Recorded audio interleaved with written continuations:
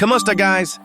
Sa mabilis na tutorial na ito, ituturo ko sa inyo kung paano i-deactivate ang inyong Facebook account sa ilang madaling hakbang lang. Una, buksan ang Facebook app at itap ang menu, icon sa kanang bahagi sa itaas para sa Android o sa kanang bahagi sa ibaba para sa iPhone. Ngayon, mag-scroll pababa at itap ang Settings and Privacy. Pagkatapos ay piliin ang Settings. Pumunta sa Account Center. Itap ang Personal Details at piliin ang Account Ownership and Control. Sunod, itap ang Deactivation or Deletion. Piliin ang iyong Facebook account. Piliin ang Deactivate Account at itap ang Continue. I-enter ang iyong password at sundin ang instructions sa screen para kumpirmahin.